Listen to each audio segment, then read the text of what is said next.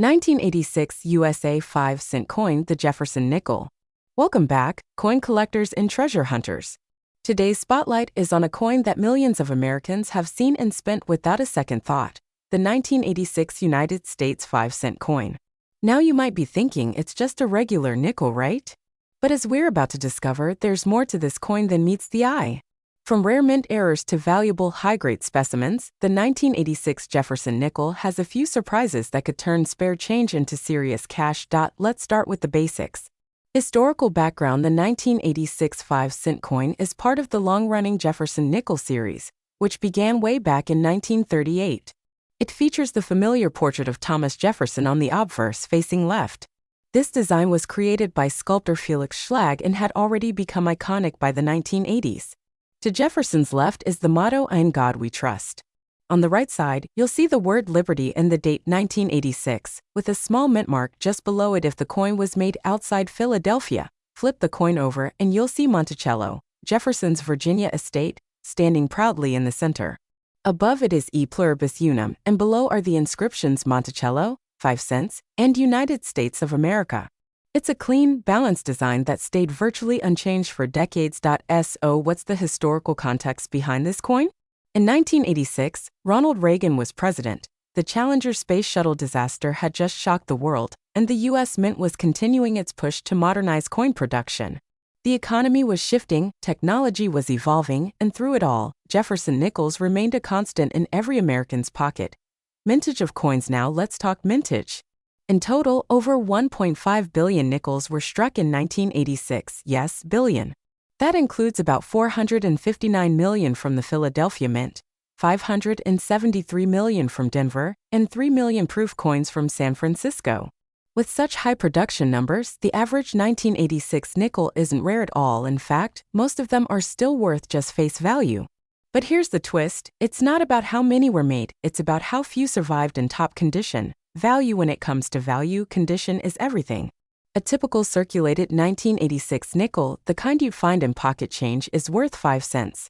But if you have one in uncirculated condition, especially with sharp detail and no scratches, you could be looking at $1 to $3. Now if the coin is certified at a high grade, such as MS66 or MS67, things get more interesting. A 1986 D Jefferson Nickel graded MS67 by PCGS has sold for over $400 at auction. Another 1986 P nickel in the same high grade with full steps on Monticello, a rare and sought-after feature, can bring $500 or more. Especially if it's certified by a top-tier grading company like PCGS or NGC. So what are full steps, and why do collectors love them? Well, Monticello has a series of steps at the base of the building. Most nickels come out of the mint with those steps worn down or incomplete due to die wear and fast production. But a coin with full steps, meaning all lines are visible and uninterrupted, is considered a premium strike. Full steps nickels are far less common and can multiply the coin's value several times over. Error coins. Now let's talk about errors, because 1986 has some known varieties and mistakes that are worth hunting for. One of the most valuable is the double die obverse, where the date or lettering appears slightly double due to a misalignment during striking. These can sell for $500 to $2,000 depending on the strength of the doubling and the coin's condition. Other notable errors include off-center strikes, die cracks, and clip planchets, all of which can bring anywhere from $10 to several $100s based on severity. And let's not forget the proof coins minted in San Francisco. These were made specifically for collectors and feature mirror-like surfaces and sharp details.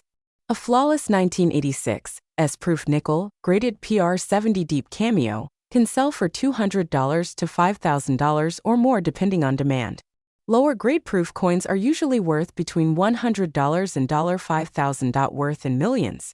Now, some might ask, could a 1986 nickel ever be worth millions? In almost every case, the answer is no.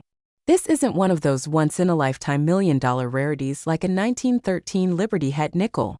But the real-world value of a coin doesn't always have to be 7 figures to be exciting.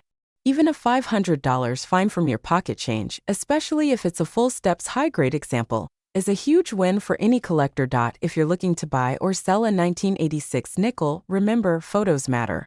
Zoom in on Monticello, especially the steps. Look closely at the date and the lettering. If it looks crisp, uncirculated, and well-struck, it may be worth having graded by PCGS or NGC. If it's got an error or an unusual feature, even better. Recent online auction sites like eBay and Heritage Auctions regularly feature these coins, and keeping an eye on recent sales will give you a good idea of what the market is doing. So before you toss that 1986 nickel into your coin jar or spend it at the store, take a closer look.